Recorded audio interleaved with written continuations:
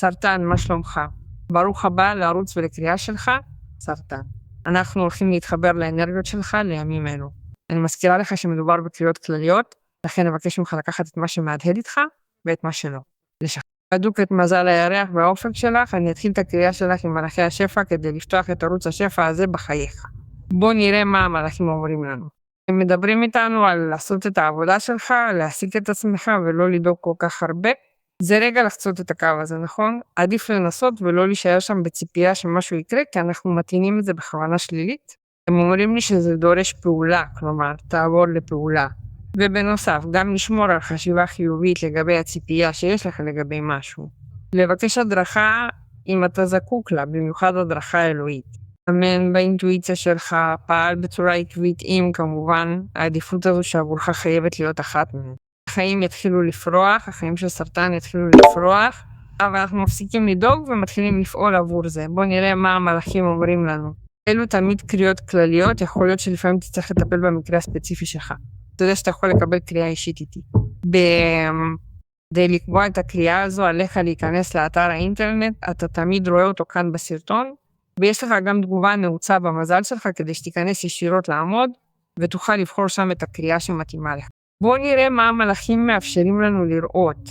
מה המלאכים אומרים לנו בנוגע למה שאתה צריך לדעת. ובכן, הם מדברים איתנו על התגלות גדולה או אפיפניה שמגיעה מתוכך. עליך לסמוך יותר על הקול הפנימי שלך. הרגע שאתה עובר דרכו הרגיש קצת אולי לא נוח או לא בטוח, אבל באותו זמן הוא עזר לך מאוד לצמוח רגשית לבגר נושאים מסוימים, נכון? אני חושבת שאתה לוקח בחשבון לעבור לפעולה אין ספק. לכן המלאכים בדרך כלשהי אומרים לך או דוחפים אותך לעשות את העבודה שלך. האפיפניה הזו מגיעה מלווה בקלף הנזיר, שמתאים למזל בתולה. כל לא תתמקד בזה, כל לא תלך ממה שיכול להיות תוכנית פעולה טובה, ארגון, סדר ואחריות, ואמון באותה הכוונה פנימית, שום דבר ממה שתרצה לעשות, ליזום או לפעול לא ישתבש, כי אתה מודרכת. זה יכול להיות אור עבורך, זה יכול להיות אור במצב הזה, זה יכול להיות אור והתייחסות והדרכה עבור אנשים אחרים. יתרה מכך, כל ההחלטות שאתה עומד לקבל יהיו מלאות בהרבה בגרות. אז אני חושבת שהכל יסתדר טוב יותר מהצפוי. אני רואה אותך ברגע של אושר וחסד, כי יש לך את קלף 10 גביעים, שבאותו טארוט שומר עליו, מנהל אותו המלאך רפאל. ניתן להרגיש את מה שיכול להיות ריפוי בקשרים העמוקים והמשמעותיים ביותר שלך, שבהם אני רואה שסרטן משקם יחסים אישיים, יחסי חברות, יחסי משפחה, שבהם הוא עשוי להחזיר לעצמו גם את ההרמוניה במקום ההוא שבו הוא מרגיש בנוח, שיכול להיות החיים שלו, או המקום שאליו הוא רגיל ללכת, או אוהב להיות, או להשתתף. אתה תהיה חלק מכלל, יבחרו בך. גם אתה תבחר באותם אנשים, והקשרים שנראים כאן הם די חמים, כנים והרמוניים. אתה הולך להודות על כך, אתה הולך להודות על המצבים שנחווים במקום הזה עם האנשים האלו, או עם האדם הזה. החיים שלך בעוד זמן קצר מאוד ירגישו שונים מאוד. אתה תרגיש את האהבה ותרגיש ברכות שמלוות את המציאות הזו. באותה מערכת יחסים הרמונית שאתה מכוון אליה מצוירת בעתיד שלך. אני חושבת שכאן כבר אתה ממש מכוונת למערכת יחסים עם אדם שחשוב לך. 3 שרביטים אומר שלמעשה השגשוג נולד מתכנון נכון, מסודר, עקבי, מדויק ומחושב. ומה הרגע אמרתי לך? ראיתי את זה, 3 שרביטים, אמרתי לך את זה כשהקריאה שלך התחילה. 3 שרביטים הוא קלף של פריחה. זה מה שהקלף הראשון אמר לך. החיים שלך הולכים לפרוח. ו3 שרביטים מאשר את זה. שגשוג שנולד מתכנון, ותכנון שהולך להיות מוצלח. לכן זה הרגע שבו אתה צריך לעשות את העבודה שלך כמו שאתה יודע לעשות אותה. זה הזמן לעשות את הצעד הבא, זה הזמן לראות איך אפשר כרגע לפתח את הפרויקט הזה, את הרעיון הזה או את התוכנית הזו. מעל הכל זה הזמן לצפות או להתכונן לקבל הרבה יותר ממה שתכננת, יותר ממה ששאפת אליו. אז בגלל זה אומר לך שאתה לא צריך לדאוג, אלא שאתה צריך להעסיק את עצמך ולגרום לעצמך להיות מאורגן אפילו למה שבא ולמה שמגיע. בוא נראה מה הקלפים אומרים לנו עכשיו. כן, אז שרביטים מתעלים את המטרות ועוברים לפעולה עם התחלה חדשה שבה אתה הולך ליצור משהו מתוך התשוקה עם יוזמה מרשימה. אתה מחזיר לעצמך את הכוח והמשאבים מגיעים. אתה יוצא מהעצב הרגשי. אתה רואה שכאן יש 10, כאן יש 5. אתה יכול למצוא את עצמך ברגע הזה של עצב וחוסר שביעות רצון, ואני מדברת איתך על שפע רגשי. זה אומר שאתה עובר משלב אחד לשלב אחר, ממצב אחד למצב אחר. הדברים מתהפכים, וזהו רגע לאמץ את האור. זהו רגע להבין שצמחת מתוך המצוקה או מתוך אותה חשיכה רגשית שהעצימה את המודעות שלך אל מול החלטות רבות. אך מעבר לכך, היא גם אומרת שהעצב שאתה אולי חווה, אשר נגרם כתוצאה מאובדן שהתיש אותך והוביל אותך למקום שמרגיש לא בנוח או מכאיב, נשאר מאחור. כל זאת חולף ועובר, ואתה מוכן להתקדם לעבר שלב חדש, בהיר ומלא בתקווה בחיים. אנחנו משאירים מאחור את המצב הזה, אנחנו לא בוחרים יותר באותו ייאוש, לא בוחרים יותר באותו עצב. להפך, אתה מתחיל לאתר את ההזדמנויות לעשות את העבודה שלך, והחיים מתגמלים אותך עם הקלף היפה הזה שהוא עץ שרביטים. התחלה עמוסה בפוטנציאל שבה תשוקה הופכת לרעיון שניתן לפתח, וזו הזדמנות שלא תיתן לה לחמוק. לכן אתה תאתר את ההזדמנויות בהתרחבות של 10 מטבעות, לא בעצב של 5 גביעים. לכן צריך לשים על זה כוונה חיובית, צריך לשים על זה כוונה ופעולה מצדך כדי שזה יקרה, והחיים מתגמלים אותך ומתגמדול. זו התקדמות גדולה קדימה.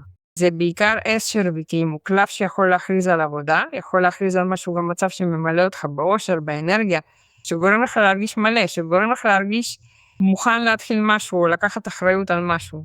זה מרגיש כמו התחלה חדשה שמחדשת את החיים שלך בכל התחומים. אתה מרגיש מועצם לעבור לפעולה ולבטא בצורה ישירה עכשיו את מה שאתה צריך לבטא. מה קורה? אתה יוצא מהחסימה, קודם כל החסימה רגשית, כי אם היית בנזיר, בחרת להיות כאילו מחוץ למצב הזה, או שמסרת את עצמך למצב של כאילו לרצות לכל זה, נכון? במובן הזה שלא להיות מוכן. אז אנחנו שוברים חסימה, אנחנו מחזירים לעצמנו את הנכונות לקבל, אנחנו יוצאים מהפחד, אנחנו מעצימים את עצמנו, אבל בנוסף גם הרבה יותר בוגרים. ועם אור, כי הנזיר נותן לנו אור וחוכמה. ויש לך כאן את משהו קלף יפהפה, שהוא בשורה שיכולה לבוא מידיו של אדם שמזין את אותה 10 גביעים, שמזין את הלב שלך, שנותן לך אושר. רגע מאוד מרגש, בעיקר גם רומנטי, ואדם או אתה הולך בעקבות הלב. האדם ואתה מתחברים עם משהו קשר כנה ועמוק, עם כוונה לגרום לזה לעבוד. אביר גביעים מציע משהו, נותן משהו, וגם רוצה לקבל. אז אני הייתי אומרת שזה תהיה אתה, כי זה קלף של מים, זה יכול להיות סרטן עצמו, יכול להיות דגים, או יכול להיות גם הקרב, כלומר אדם אחר. הוא מוכנה, להציע משהו מתוך יושרה, מתוך ביטחון, וגם רוצה לקבל את זה. אז אני הייתי אומרת שתתכונן למשהו גדול גם ברמה של אהבה, שמוציא אותך ללא ספק מהמצב הזה של כאב, אדישות, מועקה ועצב. אני מרגישה שבמקרים רבים, מכיוון שיש לך עץ שרביטים, זה מישהו שמפתיע אותך, זו החדשות, מישהו שיכול להופיע בחיים שלך בלי לצפות לכך, ושאפשר להבין אותו כהזדמנות בלתי צפויה. ועולה ההבטחה הזו לאהבה, עולה האדם הזה, שאפשר להבין אותו גם ככך, שלאדם הזה יש את היומרה להתקרב ולהציף אותך בתשומת לב, לשתף אותך בזמן איכות, ליהנות מרגע של יחד, ולגרום לך להרגיש שותף מלא לחיים שלו או שלה. זוהי הזמנה אמיתית לחיבור עמוק, שבו הופכים להיות חלק בלתי נפרד מהעולם של האחר. כמובן אתה בשלו, כלומר, כאילו במציאות יש סימביוזה מושלמת בנוגע לאדם הזה. מה קורה? את זה יכול להביא 10 גביעים. אתה הולך להרגיש גם במקום הזה, שבוודאי אני לא מטילה ספק שכאן בוחרים בך, וזה האדם הזה שבוחר בך. כאן גורמים לך להיות שותף לקשר כנה מאוד, וזה בתוך 10 גביעים. אביר גביעים הוא גם אותה בשורה שאתה אולי מחכה לה מאדם שחשוב לך ושמאפשרת את זה שאותו אושר ואותה אהבה ואותה מערכת יחסים טובה יצוצו מהאדם הזה שמתקרב. במקרים מסוימים, אולי אחרי רגע שבו אתה ואותו אדם הייתם מרוחקים, שבו אתה ואותו אדם לא נפגשתם, שבו אותו אדם או אתה לא הייתם זמינים רגשית. אז עכשיו אביר גביעים מתיימר להתקרב והוא מייצג עבורך גם רגע שבו אתה חוזר להתחבר עם מישהו שיכול להיות מאוד מחובר אליך ממקום של בחירה, נכון? באותו אדם. וזה יכול להיות גם מישהו חדש כי כאן יש עץ שרביטים. אני אוהבת שיש לך את עץ שרביטים, שיש לך את הקלף הזה שאומר לך שאתה צריך לעשות את העבודה, כי עץ שרביטים הוא זה. זה ישירות לצאת לפעולה, זה ישירות ללכת על זה, זה לא לתת לעוד זמן לעבור, פשוט להעסיק את עצמך ולפעול בעקביות. אבל בנוסף גם בכוח, ביצירתיות, בהמצאה, עם רצון. ברור שזו זריקת אנרגיה עוצמתית מאוד שגורמת לך לקבל מוטיבציה מחדש, שהספקות שלך ייעלמו, שיהיה לך ביטחון שוב. אתה תצא מרגע של תסכול, כי אולי 5 גביעים לא הביא אותך למקום הזה בגלל נושא רגשי, אלא שמשהו שחיכית לו ברמה של העבודה לא יצא לפועל, או שהכלכלה שלך התהפכה. וכאן החיים נותנים לך את ההזדמנות שתוכל להתחיל משהו שהוא לא רק מרגש, שאתה נלהב לגביו אלא שהוא זמין, כדי שתעבור לפעולה ותזוז. אז מכיוון שזה גם תואם ליסוד האש, זה גורם לכך שזה יכול לבוא לידי ביטוי בצורה מהירה מאוד ורחבה מאוד עבורך. כיוון שזה גם קלף שמבשר על הופעתו של אדם, כי זו התחלה, יכול להתרחש משהו הדק של אנרגיה מוחשית כדי שאדם יתקרב, ושאתה תעורר כלפי אותו אדם רצון, ושלאחר מכן ברור שאותו רצון יהפוך לרגש. מתקרבת, כך או כך, הזדמנות שאתה הולך לקחת, שאתה צריך להיות קשוב אליה, שאתה צריך להיות ער אליה, שגורמת לכך שתרגיש רגשות ברורים מאוד. בנוסף גם שאתה תראה שעם כל האנרגיה הזו שזזה, שמתפרצת עבורך, אתה תרגיש את החרדה הזו. אבל זו לא החרדה המעורבת בעצב, אלא יש לך חרדה מלהתחיל את זה, כי תפסת את זה ממקום של אור שנפתח לפניך, דרך עם תשוקה, עם אתגרים ועם בין אם זה מגיע מידיו של אדם או מגיע מעבודה, הכספים או משהו אישי. פשוט אתה מזנק בעוצמה. לא משנה אם אתה עדיין לא רואה את זה בצורה ברורה, אתה כבר מארגן. 3 שרביטים אמר לך את זה, המלאך אמר לך את זה.